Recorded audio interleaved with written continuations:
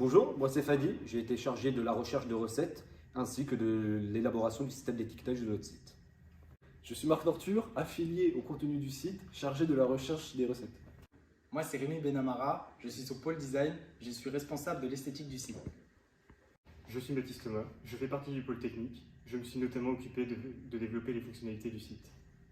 Je suis Vincent Génin, je suis dans le pôle technique et je me suis occupé de l'architecture du site.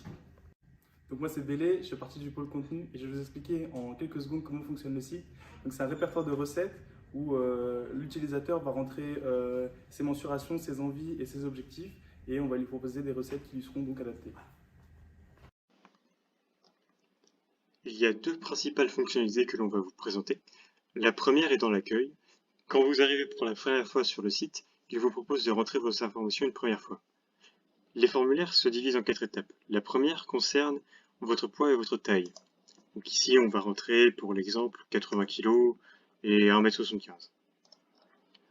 À la seconde étape, on vous demande votre objectif et si vous êtes végétarien. Ici, on va dire que notre objectif est de perdre du poids et non pro-végétarien. À l'étape suivante, on vous demande vos envies. Donc ici, on va dire que l'on souhaite être healthy et qu'on veut manger de la viande et que l'on ne souhaite pas donc manger ni des légumes ni des fruits. À la dernière étape, on vous demande quels sont vos régimes spéciaux. Ici, on va dire qu'on n'en a aucun, donc on ne coche rien.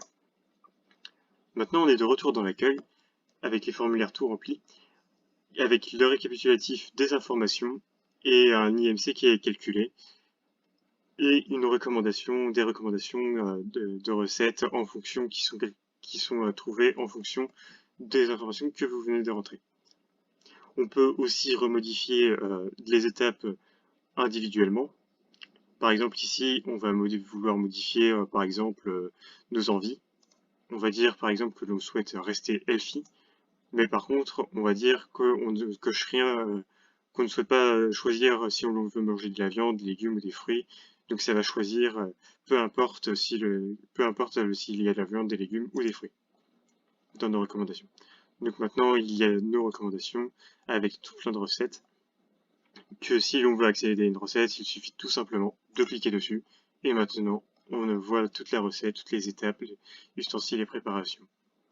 Maintenant, Fadi va vous parler de l'autre fonctionnalité principale.